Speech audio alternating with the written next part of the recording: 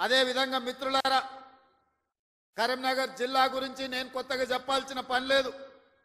ఆనాడు ఈ దేశానికి దశ దిశ నిర్దేశం సూచించిన పివి నరసింహారావు గారు మంతని శాసనసభ నియోజకవర్గం నుంచి గ్రామ స్థాయి నుంచి ఢిల్లీ వరకు నాయకత్వాన్ని అందించి పరిపాలన అంటే ఇట్లా ఉండాలి, తెలంగాణ బిడ్డ పరిపాలన చేస్తే ప్రపంచమే ఆశ్చర్యపోయే విధంగా అబ్బురపడే విధంగా దేశాన్ని అభివృద్ధి పదం వైపు నడిపిస్తాడని చెప్పిన పివి నరసింహారావు మీ బిడ్డ, కరీంనగర్ బిడ్డ అని చెప్పి ఈ సందర్భంగా మనం గుర్తు చేసుకోవాలి.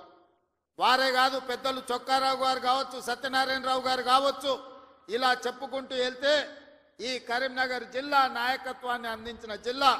ఈ కరీంనగర్ జిల్లా రైతాంగానికి సమస్యలు వచ్చినా, నిరుద్యోగ యువతకు బాధ కలిగిన ఈ కరీంనగర్ జిల్లా నుంచే ఉద్యమాలు మొదలైనవి.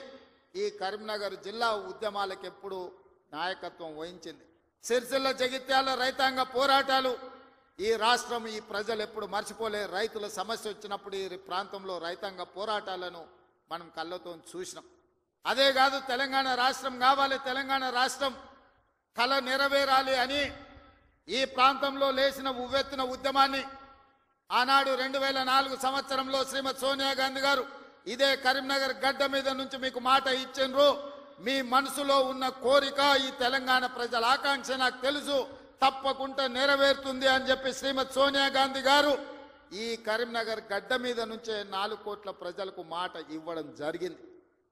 ఆ తర్వాత జరిగిన పరిణామాలు నేను చెప్పేదానికంటే మీ పార్లమెంట్ సభ్యుడు పొన్నం ప్రభాకర్ గారు ఆ రోజు పార్లమెంటులో పెప్పర్ స్ప్రేలను అడ్డుకొని తెలంగాణ బిల్లును ఆమోదింపజేయడంలో పెద్దలు జైపాల్ రెడ్డి గారి నుంచి మొదలు పెడితే మన పార్లమెంట్ సభ్యులందరూ పట్టుదలతోని వీరోచితంగా లోక్సభలో కొట్లాడితే తెలంగాణ రాష్ట్ర బిల్లు ఆమోదం అయ్యింది.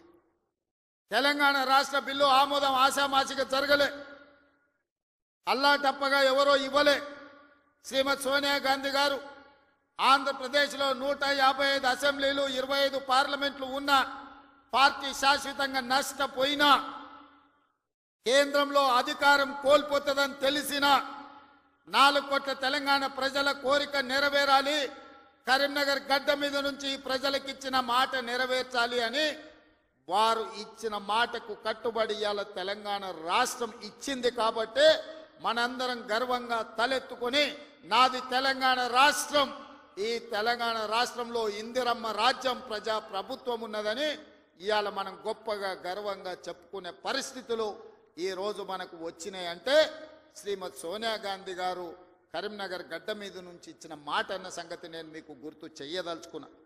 అందుకే మిత్రులారా, కాంగ్రెస్ పార్టీ ఏదైనా మాట ఇస్తే ఆ మాట కోసం ఎంత దూరమైనా పోతుంది, ఆ ప్రజల ఆకాంక్ష నెరవేర్చడానికి ఎంత త్యాగానికైనా సిద్ధమవుతుందన్న సంగతి 2004లో సోనియమ్మ ఇచ్చిన మాటను చూసిన ఎవరికైనా అర్థమవుతుంది. ఈ ప్రాంతం నుంచి ఒక్కసారి ఎంపీగా మీరు పొన్నం ప్రభాకర్ను గెలిపిస్తే తెలంగాణ రాష్ట్రాన్ని సాధించండి. మరి నేను ఇక్కడికి వచ్చిన ప్రజల్ని ఈ వేదిక మీద నుంచి, కరీంనగర్ ఉమ్మడి జిల్లా ప్రజలు నేను అడుగుతున్నా, బండి సంజయ్ గారిని 2 సార్లు పార్లమెంటుకు పంపిస్తే ఆయన మంత్రి అయింది, కానీ ఈ కరీంనగర్ జిల్లాకు నరేంద్ర మోడీ నుంచి చిల్లి గవ్వైన తెచ్చిండా? ఈ కరీంనగర్ అభివృద్ధి కోసం వారు ఎప్పుడైనా పార్లమెంట్లో మాట్లాడిండా? మీరు ఆలోచన చెయ్యండి. అంతకంటే ముందు 3 సార్లు టీఆర్ఎస్ వాళ్ళని గెలిపించిండ్రు. వాళ్ళు గుండు సున్ననే ఈ కరీంనగర్ జిల్లాకి ఇచ్చింది. నిజంగానే వినోద్ కుమార్ గారు, చంద్రశేఖర్ రావు గారు వీళ్ళందరూ ఈ ప్రాంతానికి నీళ్లు తెచ్చినుంటే, నిధులు ఈ ప్రాంతంలో ఖర్చు పెట్టినుంటే ఈ కలికోట సూరమ్మ ప్రాజెక్టు పెండింగ్ ఎందుకుంటుండే? సిరిసిల్ల నియోజకవర్గంలో ప్యాకేజీ 9 పడావు ఎందుకు పడుతుండే? ఈ దేవుడు రాజన్న కోడె దూడలను ఇచ్చి కోరికలు నెరవేర్చే రాజన్న మందిరం 10 సంవత్సరాలు పడావు పడ్డట్టుగా ఎందుకు ఉంటుండే అని నేను ఈ మిత్రులను అడుగుతున్నా. దాదాపుగా ఈ 10 సంవత్సరాలలో చంద్రశేఖర్ రావు గారు 20 లక్షల కోట్ల రూపాయల బడ్జెట్ ఖర్చు పెట్టిండు. తెలంగాణ రాష్ట్రాన్ని 7 లక్షల కోట్ల రూపాయల్లో అప్పుల ఊబిలో ముంచిండు. 7 లక్షల కోట్ల రూపాయల అప్పు తెచ్చిన చంద్రశేఖర్ రావు, 10 సంవత్సరాలలో 20 లక్షల కోట్ల రూపాయలు ఖర్చు పెట్టిన చంద్రశేఖర్ రావు 100 కోట్లతోని రాజన్న దేవాలయాన్ని పూర్తి చేయలేకపోయిందా? ప్యాకేజ్ నెంబర్ 9 సిరిసిల్లలో ఎందుకు పడావు పడ్డది? కలికోట సూరమ్మ ప్రాజెక్ట్ ఎందుకు పూర్తి కాలేదో మీరు ఒక్కసారి ఆలోచన చేయండి. ఇవాళ మీ రోడ్లు వెడల్పు విషయంలో కానీ మీరు ఆనాడు ఎమ్మెల్యేగా ఎన్నుకున్న ఆయన 3 సార్లు గెలిచినట్టున్నాడు. ఆయనను గవ్వాలంటే మీరు జర్మనీకి పోవాల్సిన పరిస్థితి ఉండే. కానీ ఇవాళ ఆది శ్రీనివాస్ మీరు పోవాల్సిన పని లేదు. మీ గల్లీకో మీ తండాకో మీ ఊరికో రోజు దయ్యం పట్టినట్టే తిరుగుతుండే ఆది శ్రీనివాస్. ఆయనకు పట్నం ఆడుందో తెలియదు. అసెంబ్లీ ఉన్నప్పుడు పట్నం వచ్చిందంటే పైగో ఇన్ని కాగితాలు పట్టుకొని వస్తాడు నా దగ్గరికి. మీ ఎమ్మెల్యేని చూస్తేనే నాకు భయం అవుతుంది, మళ్ళీ ఏం తెచ్చి కాగితం చేతిలో పెడతాడో, మళ్ళీ ఏం అడుగుతాడో అని. కానీ ఏదైనా ఎన్నడూ ఆయన ఏ పైరవికి రాలే, ఏ పని అడగలే, ఏ కాంట్రాక్ట్ అడగలే, ఏ బదిలీ అడగలే. ఈ వేములవాడ నియోజకవర్గానికి దాదాపుగా 35 ఏళ్ల నుంచి వివిధ హోదాలలో నేను పనిచేసిన, ఇండిపెండెంట్గా నిలబడ్డా, పార్టీ నుంచి నిలబడ్డా, నన్ను ఆశీర్వదించి హక్కును చేర్చుకొని నన్ను గుండెల్లో పెట్టి చూసుకున్నారు. నాకు ఒక అవకాశం వచ్చింది, నా జన్మ ధన్యమైతుంది. పనులు చేస్తే మీరు సహకరించాలి. నాకు పదవి ఇవ్వకపోయినా పర్వాలేదు, కానీ నా ప్రాంతానికి ప్రాజెక్టులు ఇవ్వండి అని మీ ఆది శ్రీనివాస్ కాగితాలు తీసుకొచ్చి ఇచ్చి ప్రాజెక్టులు అన్ని కూడా తెచ్చుకున్నాడు. నాకు కూడా ప్రజల కోసం, ప్రాంత అభివృద్ధి కోసం అడిగే ఎమ్మెల్యేలన్నా ప్రజాప్రతినిధులన్నా నాకు కూడా చాలా ఇష్టం. సిరిసిల్లలో అన్ని పనులు చెయ్యాలనుకున్నా, అంతా సవ్యంగా జరిగింది. కానీ సిరిసిల్లలో తప్పిదం జరగడం వల్ల ఈరోజు సిరిసిల్లలో కేకే మహేందర్ రెడ్డి మనకి ఎమ్మెల్యే కాలేదు. కానీ సిరిసిల్ల ప్రాంతాన్ని నిర్లక్ష్యం చేయదలుచుకోలే. సిరిసిల్ల ప్రాంతాన్ని అభివృద్ధి చేస్తాం, అందుకే మెడికల్ కాలేజ్ మంజూరు చేసినాం. అదేవిధంగా మా చేనేత కార్మికుల కోసం యార్ను డిపో రాజన్న సాక్షిగా వేములవాడలో ఈరోజు పెట్టినాం. ఈ ప్రాంతంలో ఉండే నేతన్నల్ని, గీతన్నల్ని, గల్ఫ్ కార్మికులను ఆదుకోవాలనేది మా విధానం. గల్ఫ్ కార్మికుల విషయంలో మా మేడిపల్లి సత్యం కావచ్చు, మా డాక్టర్ కవంపల్లి సత్యనారాయణ గారు కావచ్చు, పెద్దలు జీవన్ రెడ్డి గారు, ఆది శ్రీనివాస్ ఈ ప్రాంత జగిత్యాల కోరుట్ల ప్రాంతం నుంచి ఇక్కడ నుంచి వలసలు పోయే గల్ఫ్ కార్మికుల గురించి గల్ఫ్ బోర్డు పెట్టాలి. గల్ఫ్ కార్మికులు అక్కడికి పోతే ఏదైనా ప్రమాదం జరిగి గల్ఫ్ దేశాలలో, మిడిల్ ఈస్ట్ కంట్రీలో చచ్చిపోతే కనీసం ఆ కుటుంబాలు శవాన్ని కూడా చూసే పరిస్థితి లేదు. ఆ కుటుంబాలను ఆదుకునే పరిస్థితి అంతకంటే లేదు. వాళ్ళ పిల్లలు అనాథలైపోతున్నారు. ఆ కుటుంబాలను ఆదుకోవాలని పాదయాత్ర సందర్భంగా చెప్తే మన ప్రభుత్వం, ప్రజాప్రభుత్వం గల్ఫ్ కార్మికులను ఆదుకోవడానికి బోర్డుతో పాటు అక్కడ ఎవరైనా ప్రమాదవశాత్తు చనిపోతే 5 లక్షల రూపాయల నష్ట పరిహారం ఇవ్వాలని ఇవాళ గల్ఫ్లో చనిపోతున్న వాళ్ళ కుటుంబాలకు నిన్ననే చనిపోయిన వాళ్ళందరూ కూడా ఖాతాలో 5 లక్షలు పడ్డాయని నేను భావిస్తున్నా. ఎందుకంటే నేను బయలుదేరే ముందు నిన్న వరంగల్లో మా అధికారులకు ఆదేశాలు ఇచ్చిన. గతంలోనే నేను కొంతమంది బాధితులు ఉంటే సెక్రటేరియట్కి పిలిచి వాళ్ళకి చెక్కులు ఇవ్వడం జరిగింది. నేను ఎందుకు ఈ మాట చెప్తున్నంటే ఈ ప్రాంతంలో ఉన్న చేనేత కార్మికులు, బీడీ కార్మికులు ఈ ప్రాంతంలో వలసలు ఎక్కువ. పాలమూరు నుంచి తట్ట పనో, పార పనో, మట్టు పనో, లేకపోతే బొంబాయో, దుబాయో పోయే పరిస్థితులు ఉంటే ఇక్కడ పూర్తిగా గల్ఫ్, మిడిల్ ఈస్ట్ కంట్రీలకే వెళ్తున్నారు. వీళ్ళ కోసం ప్రత్యేకమైన బోర్డు తేవాలి, వీళ్ళని ప్రత్యేకంగా ఆదుకోవాలి, వీళ్ళ పిల్లలకు ఒక మంచి చదువులు ఇవ్వాలి, వాళ్లకు మంచి భవిష్యత్తు ఉండాలి అని ఇవాళ గల్ఫ్ కార్మికుల గురించి మన ప్రభుత్వం ఆలోచన చేస్తున్నది. తప్పకుండా తొందరలోనే ఇప్పుడు 11వ నెలలు ఉన్నాం. 10 నెలల్లో 4 నెలలు పార్లమెంట్ ఎన్నికలకే పోయినాయి. మీకు తెలుసు, మనం సరిగ్గా పరిపాలన చేసింది వచ్చిన కొత్తలో కొత్త సంసారమే 2-3 నెలలు. ఆ తర్వాత 4 నెలలు పార్లమెంట్ ఎన్నికల్లోనే పోయినాయి. 7 నెలలు తీస్తే సరిగ్గా కుదురుగా కుర్చీలో కూర్చొని సచివాలయానికి పోయి అధికారులతో మాట్లాడి పరిపాలనపరమైన నిర్ణయాలు తీసుకున్నది 4 నెలలే అని చెప్పి ఈరోజు తెలంగాణ సమాజానికి 4 కోట్ల ప్రజలకు నేను చెప్పదలుచుకున్నా. అయినా 10 సంవత్సరాలు చంద్రశేఖరరావు చేయలేని పనులన్నిటిని కూడా పడావు పెట్టిన ప్రాజెక్టులన్నిటిని కూడా తిరిగి పునః ప్రారంభించి ఈరోజు ప్రభుత్వం ముందుకెళ్తుంటే ఆయనను ఫామ్ హౌస్లో వండుకుంటాడు, వీళ్ళిద్దరేమో మన కాళ్ళలో కట్టబెట్టనికి తిరుగుతున్నారు. ఏలేశ్వరం పైన శనీశ్వరుడు వదలేదు అన్నట్టు ఇవాళ ఓడగొట్టి ఇంట్లో వండబెట్టిన అసెంబ్లీ ఎన్నికల్లో అధికారం పోయింది. పార్లమెంటులో సీట్లన్నీ పోయి గుండు 0 వచ్చింది. ఇప్పుడు వాళ్ళకు మెదడే పోయినట్టు అనిపిస్తుంది. అసెంబ్లీ ఎన్నికలలో అధికారం పోయింది, పార్లమెంటులో ఉన్న సీట్లన్నీ పోయినాయి. ఇప్పుడు వాళ్ళ ఏషాలు చూస్తుంటే ఉన్న మెదడు కూడా దొబ్బినట్టే నాకు అనిపిస్తుంది. ఏం మాట్లాడుతున్నారో నాకైతే అర్థమవుతలేదు. 10 సంవత్సరాలు మీరు ఇవన్నీ చేసి ఉంటే ఇవాళ రైతులకు 18,000 కోట్ల రూపాయలు 25 రోజుల్లో 23 లక్షల కుటుంబాలకు రైతు రుణమాఫీ చేయాల్సిన అవసరం నాకు వస్తుండేనా? 10 ఏళ్లలో నువ్వు 1,00,000 రూపాయలని 4 విడతలని మిత్తి కడతా అని అసలు మిత్తి కలిసి తడిసి మోపెడై రైతులు దేశంలోనే ఆత్మహత్యలలో 2వ స్థానం తెలంగాణ రాష్ట్రం వచ్చిన సంగతి చంద్రశేఖరరావు గారు మర్చిపోయినట్టున్నాడు. మహారాష్ట్ర మొదటి స్థానంలో ఉంటే ఈ 10 సంవత్సరాలు తెలంగాణ రాష్ట్రం రైతుల ఆత్మహత్యలలో 2వ స్థానాన్ని ఆక్రమించింది. నువ్వు రైతు రుణమాఫీ చేస్తా అని మొదటి 5 సంవత్సరాలు 1,00,000 రూపాయలు చేస్తా అని 4 విడతలని 5 ఏళ్ళని నువ్వు ఆ 1,00,000 చేసే లోపల ఇంకొక 1,00,000 మిత్తి అయింది. అసలు మిత్తి తడిసి మోపెడైంది.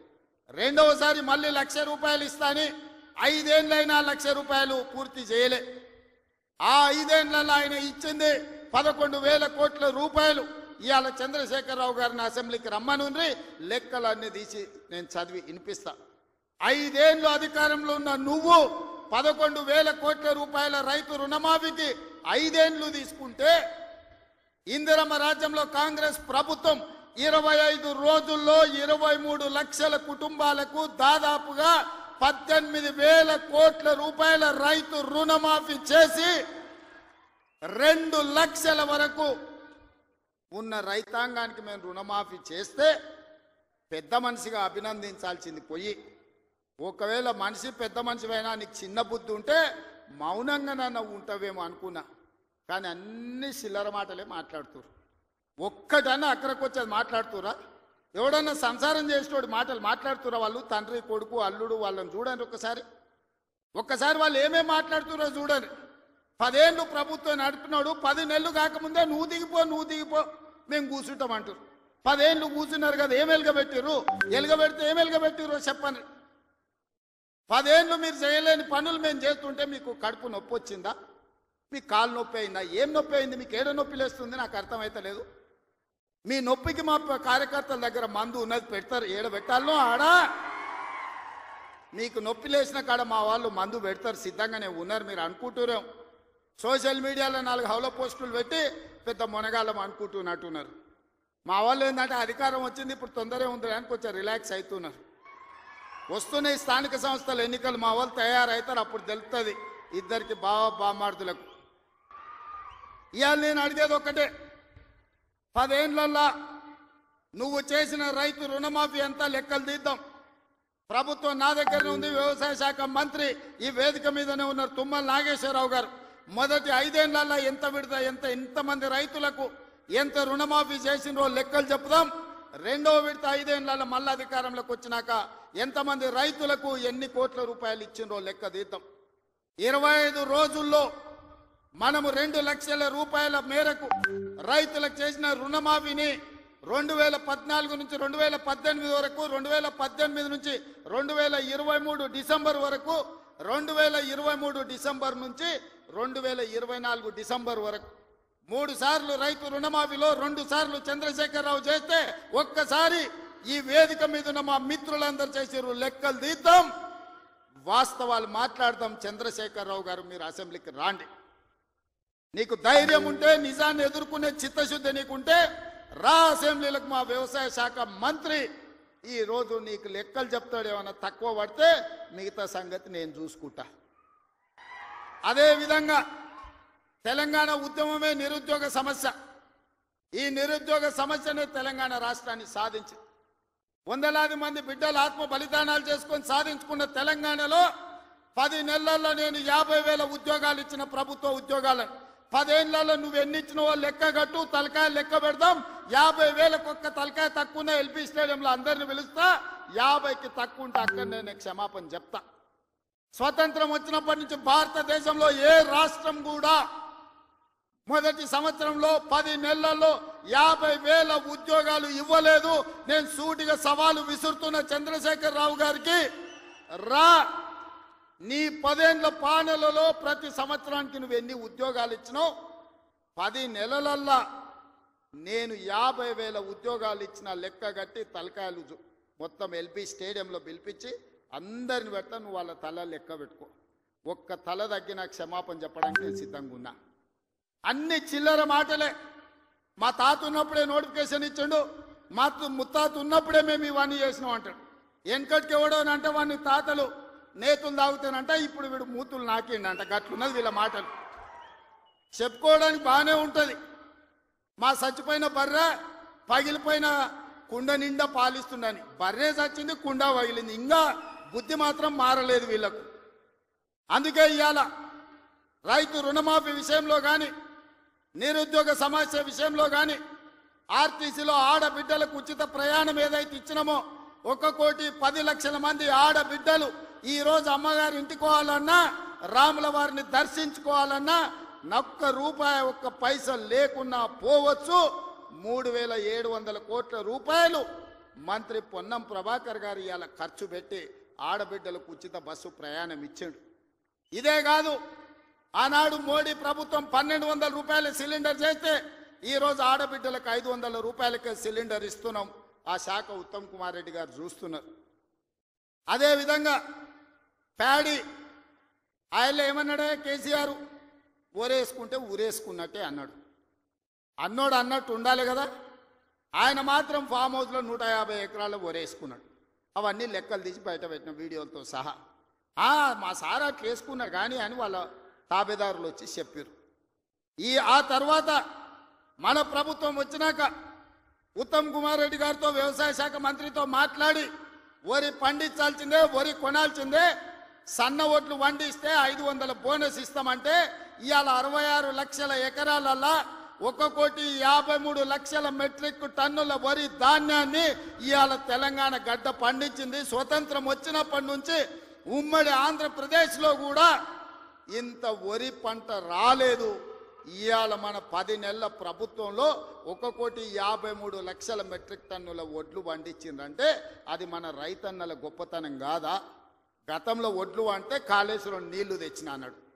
ఆ దిక్కుమాలినోడు కట్టిన కాళేశ్వరం మేడిగడ్డ, అన్నారము, సుందిల్ల 3 కుప్పగూలినాయి. వెనకటికి కూడా పనిమంతుడు పందిరేస్తున్నట్ట కుక్కతో తలిగి కూలిపోయిందంట. కాళేశ్వరం కట్టిండెప్పుడు, కూలిందెప్పుడు 1,00,000 కోట్లు నిండా మింగిండు, ఫామ్ హౌస్లో బోర్లో వండిండు. కాళేశ్వరం నుంచి సుక్క నీళ్లు లిఫ్ట్ చేయకుండా ఆనాడు కాంగ్రెస్ పార్టీ కట్టిన శ్రీరామ్ సాగర్ కావచ్చు, లేకపోతే శ్రీపద ఎల్లంపల్లి కావచ్చు, కల్వకుర్తి, భీమా, నెట్టంపాడు, కోయిల్ సాగర్, శ్రీశైలం, నాగార్జున సాగర్, హంద్రి, నీవా అక్కడ కడితే ఇక్కడ ఈ ప్రాంతంలో తెలంగాణ ప్రాజెక్టులు కడితే ఈరోజు ఖమ్మంలో కట్టిన ప్రాజెక్టులు, వరంగల్లో కట్టిన ప్రాజెక్టులు, నిజామాబాద్, కరీంనగర్లో కట్టిన కాంగ్రెస్ కట్టిన ప్రాజెక్టులతో ఈరోజు 1,53,00,000 మెట్రిక్ టన్నుల వడ్లు ఈరోజు తెలంగాణలో వండినాయి. 1,00,000 కోట్లు కాళేశ్వరంలో కాంట్రాక్టర్లకు కాలబెట్టిండు. పాలమూరు రంగారెడ్డికి 20,000 కోట్లు కాలబెట్టిండు. ఇంతవరకు సుక్క నీరు రాలేదు. కాళేశ్వరంలో 52,000 ఎకరాలకు ఇచ్చాడు. 1,00,000 కోట్లు కాంట్రాక్టులకు బిల్లు ఇస్తే 52,000 ఎకరాలకు నీళ్ళు వచ్చినాయి. ఈసారి అవి కూలిపోయి అది కూడా రాలే. ఇప్పటి వరకు చంద్రశేఖరరావు గారు ఈ 10 ఏళ్లల్లా 1,83,000 కోట్ల రూపాయల ప్రజాధనాన్ని ఇరిగేషన్ ప్రాజెక్టుల మీద పెట్టిండు. నేను సూటిగా అడుగుతున్నా, ఏ ప్రాజెక్ట్ అయినా నువ్వు పూర్తి చేసినవా? ఏ ఒక్క ప్రాజెక్ట్ అయినా తెలంగాణ ప్రజలకు అంకితం చేసినవా? ఇది పూర్తయింది, ఇది ప్రజలకు అంకితమైంది, దీంట్లో నీళ్ళు వస్తున్నాయని చెప్తావా అని నేను అడుగుతున్నా. ఇవాళ మల్లన్న సాగర్ అంటాడు, రంగనాయక సాగర్ అంటాడు, కొండపోచమ్మ అంటాడు. రంగనాయక సాగర్ కడితే రంగనాయక సాగర్ దగ్గర హరీష్ రావు ఫామ్ హౌస్ కట్టుకున్నాడు. 3 దిక్కుల ప్రాజెక్ట్ ఉంటుంది, మధ్యలో ఆయనకు ఫామ్ హౌస్ ఉంటుంది. ఆయనకు 360 డిగ్రీలు వాటర్ ఫ్రంట్ వ్యూ ఉండాలంట. భూసేకరణ కోసం తీసుకున్న భూమిని హరీష్ రావు పేరు మీదకి బదిలీ చేపించుకున్నాడు. ప్రాజెక్టు కోసం సేకరించిన భూములు రంగనాయక సాగర్, సిద్దిపేట దగ్గర ప్రాజెక్టు కోసం సేకరించిన భూములు ప్రాజెక్టుల నుంచి తొలగించి హరీష్ రావు ఫామ్ హౌస్ కట్టుకున్నాడు. దానికి లెక్క చెప్పాల్సింది హరీష్ రావు గారు. ఏం చింత చేయకు, లెక్కలు తీస్తున్నా, నీ లెక్క చెప్తా. కొండ పోచమ్మ ప్రాజెక్టు కట్టిందే కేసీఆర్ ఫామ్ హౌస్ కు కాలువలు తీసుకెళ్లడానికి. ఇవాళ నిజ నిర్ధారణ కమిటీ వేసుకుందాం, కొండ పోచమ్మ ప్రాజెక్టుకు పోదాం. కొండ పోచమ్మ నుంచి డైరెక్ట్గా కేసీఆర్ ఫామ్ హౌస్ 100 ఎకరాలకు కాలువ డైరెక్ట్ ఆయన ఫామ్ హౌస్లోకి వెళ్ళి తీసుకుపోయాడు. 1000 కోట్లు ప్రజలై ఖర్చు పెడితే నీ ఫామ్ హౌస్కు నీళ్లు తీసుకెళ్తావా? ఇది న్యాయమా? చంద్రశేఖరరావు గారు, నిన్ను నమ్మి నీ చేతిలో రాష్ట్రం పెడితే, నీ కొడుకుని మున్సిపల్ మినిస్టర్ పెడితే జన్వాడలో 111 జీవోలో ఫామ్ హౌస్లు కట్టుకుంటాడు. ఆయన బామ్మార్ది ఇంకోటి కట్టుకుంటాడు. అందులో దీపావళి పండుగ వచ్చిందని చిచ్చుబుట్లు కాకుండా సారాబుట్లు పెట్టి దావతులు చేస్తాడు. ఏమనంటే మేము క్యాసినో నడుపుకుంటాం, మేము సారా బుట్లు పెట్టుకుంటాం, కాబట్టి మమ్మల్ని ఏం అనొద్దు అని. అంటే బావ కళ్ళల్లో ఆనందం చూడడానికి ఆయన బామ్మార్ది ఏమి తాగి తందనాలు ఆడినా డ్రగ్స్ తీసుకున్నాడు ఆ ఇంట్లో దొరికినా కేసు పెట్టొద్దా? ఒకసారి ఆలోచన చేయండి. ఎంత సిగ్గు లేకుండా మాట్లాడుతున్నారంటే, డ్రగ్స్ తీసుకున్నాడు దొరికిండు కదనే వాడు మొత్తం అందా, అవును నేను డ్రగ్స్ తీసుకున్నాను వాడు ఒప్పుకుండు, డ్రగ్స్ ఉన్నోడు దొరికిండని వీడు ఒప్పుకుండు, కానీ వాడిని పట్టుకోవద్దంట పోలీసోడు. ఎందుకంటే మేము బీఆర్ఎస్ నాయకులం కాబట్టి మమ్మల్ని ఏమనొద్దని. ఈ రాష్ట్రంలో ఈ దేశంలో బీఆర్ఎస్ వాళ్ళకి ఏమైనా కొత్త చట్టం ఉందా? ఇడిచిపెట్టాలా? ఊర్లో డ్రంక్ అండ్ డ్రైవ్ అని పిల్లలు ఇవ్వడానికి తెలిచో తెలియక తాగితే నోట్లో పుల్ల పెట్టి ఊదిచ్చి వాని బండి గుంజుకొని వాని పోలీస్ స్టేషన్లో పెట్టి వాని ఈపులు వలగొట్టి వాని దగ్గర 5,000 వసూలు చేస్తున్న సన్నాసి, నీ బామ్మార్ది డ్రగ్స్ తీసుకున్నాడు ఇంట్లో దొరికితే, అక్రమంగా ఫామ్ హౌస్ కట్టుకుంటే, వాని ఇంట్లో విదేశీ మద్యం దొరికితే వాని మీద కేసు పెట్టొద్దు అంటున్నావంటే చట్టం నీకోటి పేదోళ్ళకి ఇంకొక చట్టమా అని నేను అడుగుతున్నా. ఇదా తెలంగాణ రాష్ట్రంలో 10 ఏళ్ళ అధికారంలో ఉన్న మీరు ప్రజలకు చెప్తున్నది? ఇవాళ అభివృద్ధి గురించి మాట్లాడతాడు. 75 ఏళ్ళనే నాకు కొడంగల్ ఎప్పుడో 1960లో మా పెద్దలు గురునాథ్ రెడ్డి గారి వేదం మీద ఉన్నారు. 6 సార్లు ఎమ్మెల్యే అయ్యాడు. ఎందుకో ఒక్కసారి కూడా వారిని మంత్రిని చేయలే గత ప్రభుత్వాలు. అచ్యుతారెడ్డి అని ఎప్పుడో 60లో ఒక్కసారి కొద్ది రోజులు మంత్రి అయ్యాడు. స్వతంత్రం వచ్చినప్పటి నుంచి ఈ రోజు వరకు మా కొడంగల్ నియోజకవర్గం మీద ఎవరు దయ చూపించలే, ఆ ప్రాంతం నుంచి ఎవరు మంత్రి కాలే. ఇవాళ ఆ ప్రజల కోరిక మేరకు నేను ఎమ్మెల్యేనై ముఖ్యమంత్రిని అయితే నేను ఆడ అభివృద్ధి చేయాలి, మా పిల్లలకు ఉద్యోగాలు ఇవ్వాలి, మా గ్రామాలు ఎడారిగా మారినాయని నారాయణపేట కొడంగల్ ఎత్తిపోతల పథకాన్ని మా నీళ్లు తీసుకెళ్ళనికే తాగనిక నీళ్లు లేక ఫ్లోరైడ్ ఉండి కల్తీ కళ్ళు తాగి ఆ కల్తీ కళ్ళుతోని పిచ్చెక్కి పిల్లల్ని మంచాలకు గట్టేస్తుంటే ఆ బాధ చూడలేక నారాయణపేట కొడంగల్ ఎత్తిపోతల ప్రాజెక్టు ద్వారా 1,00,000 ఎకరాలకు నా ప్రాంతానికి నీళ్లు ఇవ్వాలని నేను ముఖ్యమంత్రిగా చేస్తే అండ్లా కాళ్ళ కట్టబెడతాడు హరీష్ రావు. ఇదే కాదు, ఇవాళ నేను 1,100-1,200 ఎకరాలు ఆడ భూసేకరణ చేసి తొండలు గుడ్లు పెట్టని భూములను ఇవాళ ఏదైనా ఏజో పారిశ్రామిక వాడ తీసుకొచ్చి పరిశ్రమలు తెస్తే మా పిల్లలకు ఉద్యోగాలు వస్తాయి, నా ప్రాంతం అభివృద్ధి జరుగుతుంది. నేను ముఖ్యమంత్రి అయినా కాబట్టి వాళ్ళకి కృతజ్ఞత తెలుపుకోవాలని నేను ప్రయత్నం చేస్తే కొంతమంది రౌడీ మూకల్ని తయారు చేసి పైసలు ఇచ్చి కలెక్టర్ని ఆర్డీఓని అధికారులందరినీ ఇష్టం వచ్చినట్టు కొట్టిరు. కొట్టింది కొట్టి ఇప్పుడు మా మీద కేసు ఎట్లా పెడతారు అంటారు. ఉత్తోని పక్కింటోని చెంప మీద కొడితేనే ఇవాళ రేపు మన పిల్లల్ని నెత్తి మీద కొడితేనే వాడు 100కు డయల్ చేస్తుండు, మా నాయన కొడుతుండు, మా నాయనమ్మ కొడుతుందని. స్కూల్కి పోయే పిల్లగాడు కూడా అలా తెలివి వచ్చింది, నెత్తి మీద ఎట్లా అంటే వాడు 100కి డయల్ చేస్తుండు. అధికారులను కిందేసి కొట్టి చంపేదానికి ప్రయత్నం చేస్తే కేసులు కడితే మా టీఆర్ఎస్ వాళ్ళ మీద కేసులు ఎట్లా కడతారు? బరాబర్ మా టీఆర్ఎస్ వాళ్ళు ఇట్లనే దాడులు చేస్తారంటారు. నేను అడుగుతున్న చంద్రశేఖరరావు గారిని, నీ కొడుకు నీ అల్లుడు మాట్లాడే భాషను మీరు సమర్థిస్తున్నారా? భూసేకరణ చెయ్యొద్దా? తెలంగాణ రాష్ట్రంలో పరిశ్రమలు పెట్టొద్దా? మా IT and industry Sridhar Babu గారు రోజుకి 20 గంటలు పనిచేస్తూ ఈ రాష్ట్రానికి 1,000 కోట్ల రూపాయల పెట్టుబడులు తెచ్చి విదేశీ పరిశ్రమలను రప్పించి నిరుద్యోగ యువకులకు ఇంజనీర్లకు ఈరోజు ఉపాధి కల్పించాలని చేస్తున్న ప్రయత్నం తెలంగాణ రాష్ట్రంలో చెయ్యొద్దా? మీరు చెప్పండి. 10 ఏళ్ళు ప్రభుత్వం నడిపిన మీరు భూసేకరణ చేయలేదా? మల్లన్న సాగర్ల ప్రజల్ని ముంచలేదా? 14 గ్రామాలను మల్లన్న సాగర్ల ముంచలేదా? కొండ పోచమ్మల ముంచలేదా? రంగనాయక సాగర్ల ముంచలేదా? ఫార్మా సిటీ అని ఎయిర్పోర్ట్ కూతబెట్టి దూరంలో 14,000 ఎకరాల భూములు సేకరించలేదా? ఇవాళ ఒక కొడంగల్లో నేను భూసేకరణ 1000 ఎకరాలు చేస్తే మీ కడుపు మంట ఏంది, మీ దుఃఖం ఏంది, మీ బాధ ఏందని నేను అడుగుతున్నా. ఇదా న్యాయం? ఇదా ప్రభుత్వాన్ని నడిపినోడు మాట్లాడేది? ఈ విధానం ఉంటే రాష్ట్రం అభివృద్ధి చెందుతుందా? నేను అడుగుతున్న ఈ వేదిక మీద నుంచి తెలంగాణ రాష్ట్ర రైతాంగాన్ని, ఎవరో ఒకరు భూమి కోల్పోవాల్సిందే. అభివృద్ధి జరగాలంటే భూసేకరణ జరగాల్సిందే. భూసేకరణ జరిగితే ఎవరో ఒకరు భూమి కోల్పోవాల్సిందే. ఎవరు ఇష్టంగా భూమి ఇవ్వరు. కానీ బాధలో ఉన్న రైతుకు నష్టపరిహారం అత్యధికంగా ఇవ్వడం ద్వారా ఆ రైతును మనము ఆదుకోవాలి. ఇవాళ ఎక్కడైతే భూసేకరణ జరుగుతుందో భూసేకరణ చట్ట ప్రకారం వాళ్ళకి ఎక్కువ ఇవ్వలేకపోతున్నాం. నేను చీఫ్ సెక్రటరీ కలెక్టర్లకు ఆదేశాలు ఇచ్చిన, ఆ ప్రాంతాలలో భూముల విలువ 3 అంతలు పెంచండి. అప్పుడు వాళ్ళ భూమికి ఊర్లో 10 లక్షలు ఇస్తే మనం 30 లక్షల నష్టపరిహారం ఇస్తే ఆ రైతు సంతోషంగా ముందుకొచ్చి భూమి ఇస్తాడు. శాశ్వత అభివృద్ధి కోసం రాష్ట్ర పునర్నిర్మాణంలో త్యాగం చేస్తున్న భూ యజమానులను, వాళ్ళు దళితులు, గిరిజనులు, బలహీన వర్గాల వాళ్ళు ఉంటారు. చిన్న చిన్న భూములు ఉంటాయి, కుటుంబంలో 5-6 మంది ఉంటారు. వాడు అసూటనో ఇసూటనో పోయి భూమి కొనుక్కోవాలంటే నష్టపరిహారం అత్యధికంగా ఇవ్వాలని చట్టాన్ని సవరించమని వాళ్ళు నేను ఆదేశాలు ఇచ్చిన. నేను అడుగుతున్న మిత్రులారా, నల్లమల అడవుల్లో నుంచి ఒక గ్రామీణ ప్రాంతంలో వ్యవసాయ కుటుంబం, ఒక రైతు బిడ్డగా జిల్లా పరిషత్ మెంబర్ నుంచి ముఖ్యమంత్రికి వచ్చిన, నాకు తెలియవా కష్టాలు? భూమితో ఉన్న సెంటిమెంట్ నాకు తెలియదా? భూమి మన ఆత్మగౌరవం అన్న సంగతి నాకు తెలియదా? గ్రామంలో మన గుర్తింపు, మన గౌరవం, మన ఆత్మగౌరవం, ఊరిలో మనకున్న భూమి, మనం చేసే వ్యవసాయము. ఎన్నెట్ల నాగలి కడతాడు అని అంటే వెనకటికి పిల్లనిచ్చేటోళ్ళు, 20 జతలు ఎట్లు నాగలి కడతాడు అని అంటే వాళ్ళకి పిల్లనిచ్చేటోళ్ళు. భూమి లేనోడికి పిల్లనియాలంటే 10 సార్లు ఆలోచన చేసేటోళ్ళు. అట్లాంటి భూమి తల్లిదండ్రులతో సమానం అనుకునే ఈ సమాజంలో భూమి కోల్పోతున్న వాళ్ళను హక్కున చేర్చుకొని అత్యధికంగా నష్టపరిహారం ఇవ్వాలని నూతన విధానాన్ని ఇవాళ నా ప్రభుత్వం తీసుకొచ్చింది. నా మంత్రివర్గ సహచరులు మీరు ధైర్యంగా ముందుకు వెళ్ళండి అని చెప్తున్నారు. నష్టపరిహారం అత్యధికంగా మేము ఇచ్చి భూమి తెచ్చి పరిశ్రమలు నెలకొల్పాలంటే ఇవాళ వాళ్ళు అడ్డం పడుతున్నారు. తెలంగాణ సమాజమా, మీరు ఆలోచన చెయ్యండి. ఇది మన తెలంగాణకు మేలు చేస్తుందా? ప్రతి సంవత్సరం 1,10,000 ఇంజనీరింగ్ స్టూడెంట్లు ఇంజనీరింగ్ పూర్తి చేసుకొని బయటకు వస్తారు. వాళ్ళ ఉద్యోగ ఉపాధి అవకాశాలు ఎట్లి వాళ్ళో మీరు ఆలోచన చేయండి.